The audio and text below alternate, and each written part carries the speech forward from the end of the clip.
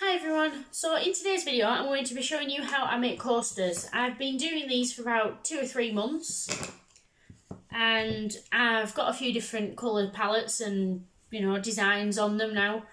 But basically I start off with air dry clay. This is the one I've been using at the moment. All I do is roll the clay out and then I'll cut out the shape. I've been doing round ones, or almost round. As you can see, they don't always turn out exactly the same shape, but I'm doing them freehand, so they're not going to. I didn't want to use cutters. I prefer to sort of freehand things. I think it makes them a bit more special, sort of, because obviously they're a bit more unique. But yeah, once I've cut the clay out, I will then leave them to dry for a day or two on a flat surface, and I'll turn them once or twice while they're drying, just because then it keeps them flat. So once they're dry, I'll then pour paint on them like this, and once the paint's dry, I will then cover them with a coat of resin, which gives them a nice glassy shiny finish, as you can see in these ones, hopefully, but they're very reflective as well. Well, they can be.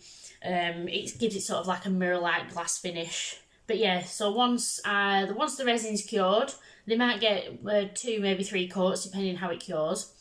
But once it's cured, I will then paint the backs, varnish that to seal it, and I'll put some little hot glue feet on it, just so it doesn't slip or scratch any surface that you put it on. So in today's video anyway, I'm going to be showing you how I poured these ones. Obviously, as you can see, they're dry now. But yeah, I'll be showing you how I made these ones. So if you want to see that, stick around and keep watching. So for this pour I'm going to be using a few different colours. I've got the titanium white from Daler Rowney, mixed with a little bit of the iridescent white from Liquitex. I've got the permanent magenta from Winsor and Newton, and the iridescent copper from Pebeo. I'm also using 2 different greens from Winsor and Newton. So I've got the permanent green middle and the Phthalo green, which will be mixed together with a little bit of the Pebeo Cerulean blue. The blue just gives it a bit more of a turquoisey colour, just so it's not, really green. I'm also using a small cup to do the flip cup pour, just because with the coasters only having a small surface area, if you use too big of a cup, you end up with too much paint. But as you can see here, I'm just using the spoon to put the paint into the little cup rather than pouring it in, because if you pour it in, you end up with too much paint in the cup, and it's just a lot easier to use the spoon. At least then I can regulate how much I'm putting in. So I just use about a spoonful of each colour, and it's just the right amount of paint for the coasters.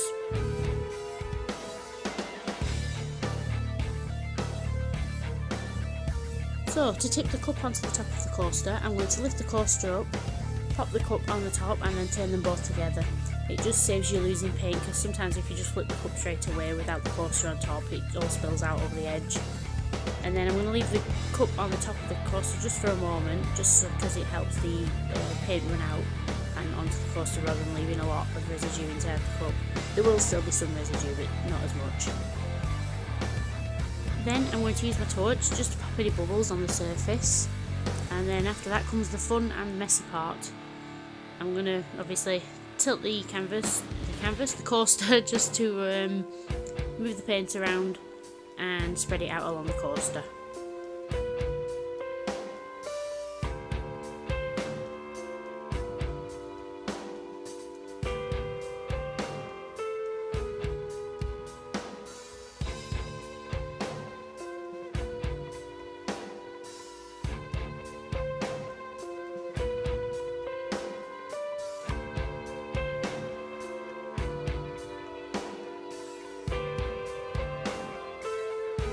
Once the paint's all spread out, I'm then just going to use my torch and pop any more bubbles that might have risen to the surface.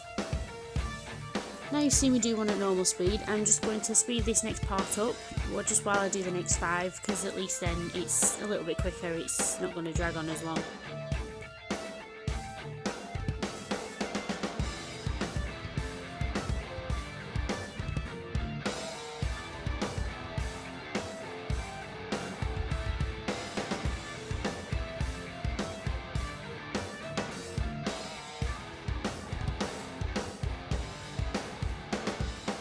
You may notice as well that in between each coaster I'm pouring on, I'm scraping the remaining paint out of the little cup.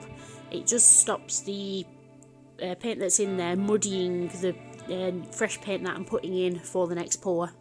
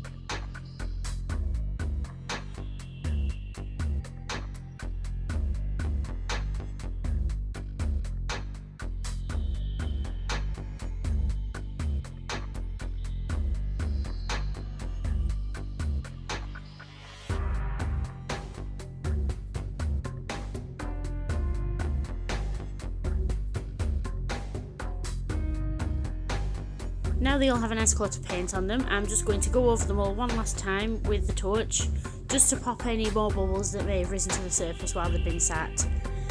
Once I've done that, I'm going to just double check the edges as well. I mean, it's a lot easier to cover the edges on the coasters, obviously, because they're a lot thinner, but occasionally there might be that one little bit of the edge that hasn't been covered by paint, but it's easy enough to cover just with a little bit of paint on the end of your finger and just like dab it on. It soon covers it up.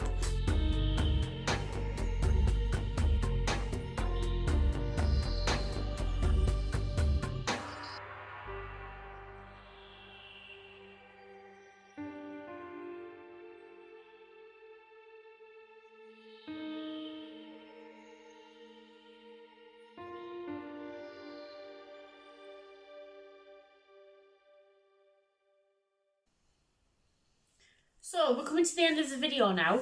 If you're still here, thank you so much for watching. If you've enjoyed watching me make these, it'd be really great if you could leave a like, maybe even comment.